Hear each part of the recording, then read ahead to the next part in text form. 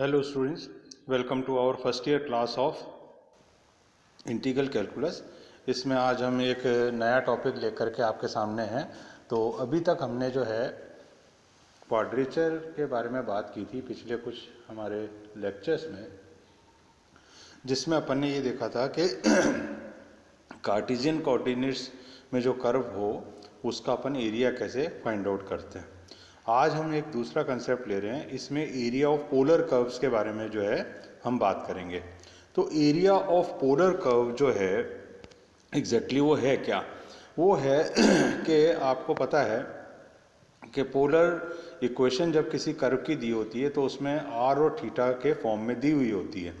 तो आर क्या होता है? वो होता है ये वेक्टोरियल डिस्टेंस, ये वाला कितना है, और थीटा जो है एंगल होता है जिसपे उस पॉइंट पे पहुंचने के लिए हम बात करते हैं। तो एक अगर सिंपल डायग्राम दोबारा से आपको याद कराने के लिए ड्रॉ करना चाहें तो इस तरीके से अपन कर सकते हैं, ये है। तो इसमें अगर ये पॉइंट P पर आपको ने पहुंचना है तो आपके पास एक तो R होना चाहिए, रेडियाई वेक्टर, और एक एंगल जो है थीटा आपके पास होना चाहिए। तो P के कोऑर्डिनेट्स बन जाते हैं PR थीटा। तो यहाँ पर जो है किस तरीके का एरिया आपने फाइंड आउट करना वो देखें कि P से Q तक का जो है आपके पास एक कर्व का टुकड़ा है, और ये जो इसके बीच में जो एरिया ये वाला बन रहा है, इस एरिया को हमने जो है फाइंड आउट करना है। तो P पॉइंट पर पहुंचने के लिए एंगल जो है वो है theta is equal to alpha, और Q पॉइंट पर पहुंचने के लिए जो एंगल है वो है theta is equal to beta. यानी कि P और Q पॉइंट तो यहाँ पर कर्व से बाउंड कर्व बनाया, और P से एक रेडियाई वेक्टर ये और Q से एक दूसरा रेडियाई वेक्टर हमने ये डाला। तो इसके बीच का एरिया फाइंड आउट करने का जो तरीका है या जो फॉर्मूला है वो है साहब A बराबर 1/2 alpha to beta. Alpha beta क्या है? अल्फा जो है P पॉइंट का एंगल है, वेक्टोरियल एंगल, और बीटा जो है Q पॉइंट का वेक्टोरियल एंगल है, और साथ में क्या लगा हुआ है यहाँ पे R² डी थीटा। तो ये फॉर्मूला है सिंपल। अब इसका डेरिवेशन को हम नहीं कंसिडर कर रहे हैं कि जनरली एग्जाम में डेरिवेशन जैसी कोई चीज़ इससे रिलेटेड आती नहीं है। तो हम जो मेन कंसंट्रेशन करेंगे इस फॉर्मूले पे देंगे कंसंट्रेशन कि A is equal to half alpha to beta R² D theta. ये फॉर्मूला। R क्या है? रेडियाई वेक्टर है। थीटा क्या है?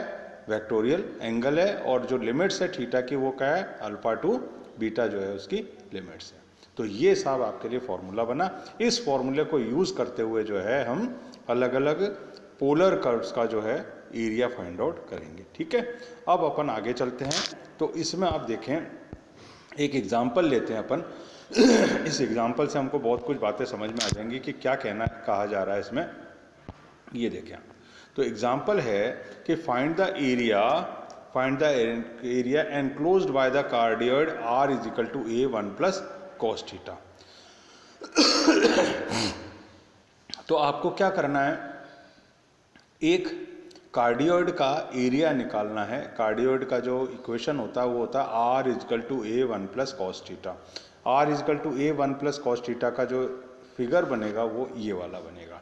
तो अभी जो मैं आपको जो भी क्वेश्चंस कराऊंगा तो आप ऐसा करते चलें कि हर कर्व की शक्ल ध्यान रखते चलें और उसका इक्वेशन क्या होता है उसको भी ध्यान में रखते चलें। तो क्या होगा कि अगर इस टाइप का क्वेश्चन कोई एग्जाम में आता है तो आपको पहले कर्व ट्रेस करने की जरूरत नहीं पड़ेगी, आप सीधा ही जो है इक्वेशन देखते ही अपना कर्व बना लेंगे, और कर्व बनाने के बाद जो है आप उसको जो भी उससे संबंधित रेक्टिफिकेशन या क्वाड्रेचर की प्रॉब्लम है उसको आप सॉल्व कर पाएंगे।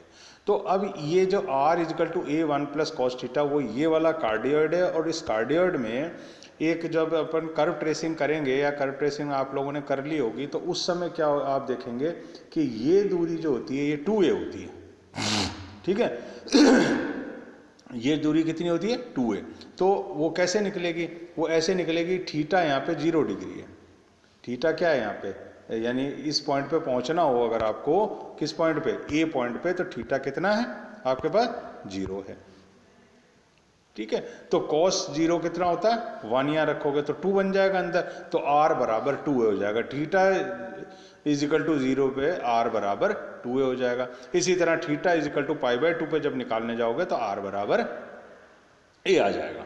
तो अब क्या करते हैं, यहाँ हम अब देखें इसका जो प्लॉट करने का कर्व का तरीका, वो सीमाएं निकालने का क्या तरीका रहेगा, वो ये रहेगा कि यहाँ हम देखते हैं कि वक्र के समीकरण में यदि थीटा को माइनस थीटा से प्रतिस्थापित किया जाए तो समीकरण में कोई परिवर्तन नहीं होता। तो r बराबर ए वन प्लस कॉस थीटा में अगर थीटा को माइनस थीटा रख दोगे तो भी इक्वेशन सेम रहेगी, r बराबर ए वन प्लस कॉस थीटा। तो इसका निष्कर्ष क्या निकला, इसका निष्कर्ष निकला अतः वक्र आरंभिक रेखा के पारिसम्मित। आरंभिक रेखा कौन सी है, इसके, यानी जैसा कर्व ऊपर बनेगा वैसा ही कर्व नीचे बनेगा। ये सिमेट्री हो गई, पहले भी आपको बताई हुई है। तो इससे हमने क्या करा साहब, इससे हमने कहा कि एक तो मैं पहले बता चुका आपको थीटा बराबर 0 तो r बराबर 2 है, और जब theta is equal to 90 degree तो r बराबर है। तो एक तो पॉइंट ये मिल गया आपको और एक पॉइंट ये मिल गया। ठीक है, अब ये आरंभिक रेखा के पारित अगर सम्मित है तो जैसा जब मैंने कहा आपको ऊपर कर्व बन रहा है वैसा ही नीचे कर्व बनेगा। तो ऊपर वाला कर्व के इस टुकड़े का हम एरिया फाइंड आउट कर लें, जिसको मैं बिल्कुल रेडिश कर रहा हूं, और इसका अगर दुगना कर देंगे तो नीचे का भी एरिया इंक्लूड हो जाएगा। तो इसलिए हमने क्या करा, एरिया जो 1/2 अपने पास फॉर्मूला जो अपन ने पहले देखा था वो क्या था, 1/2 alpha to beta R square D theta. तो अल्फा टू बीटा है तो क्या है, लिमिट ले ली कितनी, theta is equal to 0 to theta is equal to कितना जा रहा है साहब, पाई। क्यों, क्योंकि यहां तो 90 डिग्री एंगल, फिर इस कर्व को आप और आगे जब यहां ले जाके यूं मिला रहे हो तो ये जो एंगल है पूरा का पूरा ये कितना बनेगा आपका, ये एंगल बनेगा साहब 180 डिग्री का एंगल, ये यहां से लेके यहां तक बनेगा आपका। समझ में आ गई बात। तो ये क्या बना, 1/2 आर स्क्वायर, तो ये रहा ए 1 प्लस कॉस थीटा का होल स्क्वायर। ठीक है, और लिमिट क्या चलेगी, 0 टू पाई लिमिट रहेगी, दिख रहा है आपको 0 टू पाई लिमिट। ठीक है, फिर ये वाला 2 क्यों लगाया, 1/2 तो फॉर्मूले में ही है, पर ये 2 लगाया इस वाले एरिया को डबल करा, तो नीचे वाला एरिया इंक्लूड करने के लिए हमने ये वाला 2 इसमें लगाया। तो क्या बन जाएगा साहब, पूरा का पूरा 2 दुगना करा किसको, 1/2 0 टू पाई और R square D theta, R की वैल्यू हमने क्या करी यहां से रख दी। तो ये आपका फॉर्मूले में फिट हो गया जो आपको देना था। अब इसके आगे का काम क्या रहता है, आगे का काम बहुत सिंपल है, सिर्फ इंटीग्रेशन करना है इस एक्सप्रेशन को। तो सबसे पहले 1 प्लस कॉस थीटा है तो 2 कॉस स्क्वायर थीटा बाई 2 रख देंगे, हाफ एंगल में ब्रेक कर लिया, ये आ गया।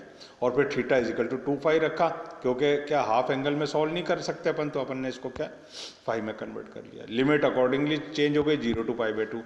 अब आपको गामा फॉर्मूला पहले बताया चुका, 2 gamma m plus n by 2 और गामा n प्लस 1/2 और 2 gamma m plus n plus 2 by 2, वो फॉर्मूला आपको पहले बताया जा चुका है। उस फॉर्मूले को यहाँ लगाओ और ये आंसर निकाल लो।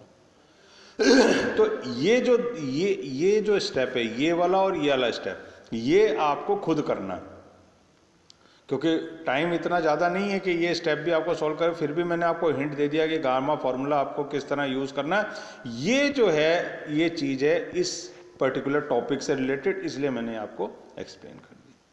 ठीक है साहब, उसके बाद एक और देखें आप, ये वाला क्वेश्चन देखेंगे तो आपको काफ़ी कुछ फिर क्लियर हो जाएगा कि अपन ने क्या करने की कोशिश करी है इसमें। देखें आप इस क्वेश्चन को, तो इसमें क्या, find the whole area of the lemniscate R square is equal to A square cos 2 theta.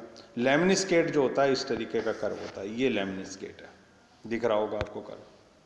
अब इसकी भी फोटो याद कर लें दिमाग में, और कर्व की क्या इक्वेशन है उसको भी ध्यान में रख लें। ठीक है, तो अब इसमें क्या होता है, अब इसकी लिमिट भी आपको पता होनी चाहिए। जब r बराबर 0 तो थीटा इज इक्वल टू -π/4, ये रहा -π/4 यहाँ। फिर पुनः जब r बराबर 0 तो थीटा इज इक्वल टू π/4 होता है। तो ये कर्व जो है किस दो एंगल्स के बीच में लाई कर रहा है, एक तो -π/4 वाली लाइन पे और एक थीटा इज इक्वल टू π/4 वाली लाइन पे, और थीटा बराबर 0 जो है इस जगह पे आ गया। तो एक बार तो r 0 होता है जब theta is equal to minus, इसमें रख के देख लो, इसमें रख के देख लो, r 0 होता है कब, जब थीटा इज इक्वल टू -π/4। फिर एक बार r बराबर 0 होता है थीटा इज इक्वल टू π/4 पे। ठीक है, तो दोनों केस में कर्व आकर के ओरिजिन पे मिल जाता है, थीटा इज इक्वल टू -π/4 पे और theta is equal to plus pi by 4 पे, और थीटा बराबर 0 पर ये डिस्टेंस अटेन करता है कर। तो हमारे लिए लिमिट क्या निकली साहब, theta is equal to minus pi by 4 से theta is equal to plus pi by 4। फिर अगर अपन थीटा को माइनस थीटा से रिप्लेस करें तो कॉस है तो कोई फर्क नहीं पड़ना, इसलिए कर्व फिर से सिमेट्रिकल है। किसके अबाउट, आरंभिक रेखा के अबाउट। तो जैसा कर्व ऊपर है वैसा ही कर्व नीचे है, ठीक है। तो एक तो सिमेट्री भी है इस कर्व के अंदर। फिर अपन ने क्या करा, पहले अपन ने इस पार्ट का पूरा एरिया निकाला, ये वाला, और सिमेट्रिकल अबाउट वाई एक्सिस है तो इसको भी जो है दुगना कर देंगे, तो ये तो 2 वाला लगा हुआ। लिमिट कहां से कहां जा रही है, minus pi by 4 to plus pi by 4 जा रही है। आर स्क्वायर डी थीटा रखना है तो आर स्क्वायर की वैल्यू ये पड़ी है सीधे डी थीटा, ठीक है। अब आपने क्या करना है इसको, अब आपने इसको 2 टाइम, ये 2 से 2 पहले कट जाएगा ये वाला। फिर जब इसको आप लिमिट चेंज करोगे पाई बाई 4 और minus pi by 2 to plus pi, minus pi by 4 से प्लस पाई बाई 4 है तो क्या हो जाएगा, यहाँ 2 टाइम्स हो जाएगा, ये 0 टू पाई बाई 4 लिमिट हो जाएगी। ये कंसेप्ट आप जानते ही हो इंटीग्रेशन का। और फिर अपन ने क्या करा, आगे इसको सॉल्व करने के लिए अपन ने क्या करा, जहां 2 थीटा बराबर 5, अब एंगल डबल है, यहाँ हाफ था इसलिए इसको थीटा इजिकल टू 2 पाई रखा था यहाँ पे अपन ने। यहाँ एंगल ऑलरेडी डबल है तो सिंगल एंगल में कन्वर्ट करने के लिए सब्स्टिट्यूशन क्या करेंगे, 2 थीटा इजिकल टू 5 रखा, और 5 रखते ये बन गया cos 5 d 5 और पाई बाई 4। फिर क्या और इसको अपन क्या कर सकते हैं, सॉल्व कर सकते हैं cos 5 को, क्या आ जाएगा इंटीग्रेशन sin 5, और ये हो जाएगा कितना 0 टू पाई बाई 2, ठीक है। क्योंकि 2 थीटा इजिकल टू 5 लिमिट रखी थी ना, तो ये एंगल पाई बाई 4 जो था ये कन्वर्ट होकर काय में आ जाएगा, पाई बाई 2 में आ जाएगा। तो फिर अपन जो है इस पे गामा फॉर्मूला लगा सकते हैं। गामा फॉर्मूला के लिए क्या कंडीशन है, 0 टू पाई बाई 2 होनी चाहिए सब लिमिट, और कॉस की कुछ पावर हो और साइन की कुछ पावर हो और डी थीटा हो, तो इस पे गामा फार्मूला लग जाता। तो वो फार्मूला आपको ध्यान होना चाहिए, लगाते चलो और आंसर ले लो ए स्क्वायर। तो ये 2 क्वेश्चन जो है और जो कंसेप्ट है वो आपको बताया। आगे आप जो है और इससे रिलेटेड जब क्वेश्चन करेंगे तो आपको काफ़ी चीज़ें क्लियर होती जाएंगी। तो मेरा कहने का मतलब मेन ये है कि आपको जो है ये इंटीग्रेशन वाला पार्ट जो है ये आपका अच्छा होना चाहिए, क्योंकि कंसेप्ट जो है वो तो मैं आपको यहाँ से यहाँ तक का जो इसका कंसेप्ट है क्वाड्रेचर का वो तो पूरा बताऊंगा। उसके बाद जो है आपको खुद मेहनत करके जो है इसका वो निकालना पड़ेगा सॉल्यूशन, किसका, इंटीग्रेशन का, ठीक है। तो ये 2 क्वेश्चन आप अच्छे से तैयार करें, अगले टर्न पर अपन जो है और क्वेश्चंस के साथ मिलेंगे वापस। Okay, thanks.